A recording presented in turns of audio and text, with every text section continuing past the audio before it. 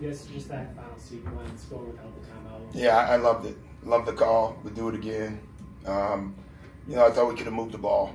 We had time. But other than that, I loved how we played. I thought instead of letting them set their defense, we had them on their heels. And, I thought if we'd have just kept moving it, we would have got the shot we wanted. I guess just late for the guys to kind of have the composure to get it to a 3-point game. So yeah, we just stuck in there. I thought Ryan's fight, Bobby, all of them, they wanted to win the game. You could see it. Defensively, I thought we were phenomenal tonight. Miami's been scoring 120 or whatever. A lot of long rebounds they got, a lot of fouls still that they got.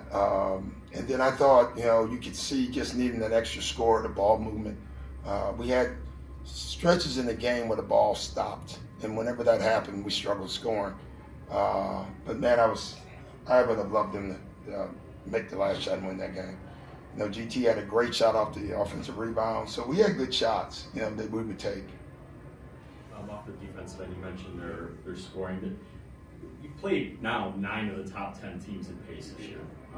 5-5, but the games have been there. Why do you think that they were able to slow them down, if that's the right word, or at least make them uncomfortable? We got back, number one, but we guarded the ball tonight.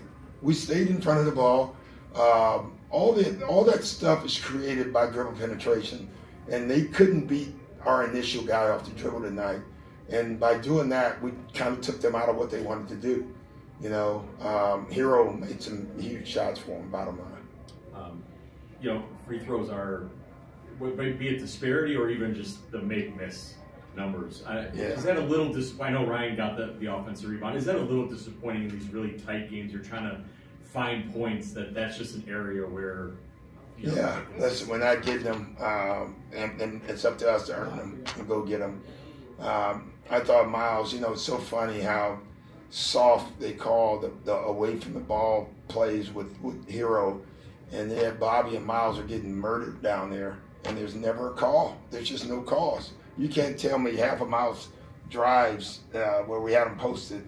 There was contact all over the place, but we're not getting that. We're not asking for it. We just wanted it to be called the same, But I just loved how we played.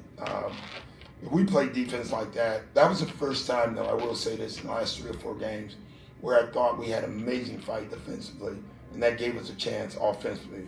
When we have, Scoot and Giannis out, that's a lot of offense off the floor, a lot of creators off the floor. To be able to have that chance on the road against a good team was good. You guys have not posted Miles a lot this season. Yeah. Tonight, it was a pretty clear emphasis. What kind of won it? Well, we knew they were switching. We knew they were going to switch all night. And what we told our guys is to be patient, not get stuck. I can't wait to watch the tape because there were about 5 times where we got stuck. I remember Ryan tried to throw an impossible pass over the top. Like if they're shading that far, swing it to the other side and attack on the other wing. But we told them before the game, every time they switch, go punish him and Bobby. We felt going in the game our size was our advantage, and I thought our guys did a great job of taking advantage of it. And I guess just from Miles' perspective, him taking advantage of it, rising to the moment. For this to be one of the first times you guys have really said, "Hey, post." And Well, they were switching everything, and we knew it. And I loved how he played. Even the last shot, I would have loved the ball to move a little more, but I that was the aggressive Miles that I'll take every night and live with it. You mentioned searching for that scorer, shot creator. Is there, I know you're shorthanded, but is there something you can do with Cole or how he's just kind of... Yeah, he's struggling. He's struggling right now, and we have to do something to help him.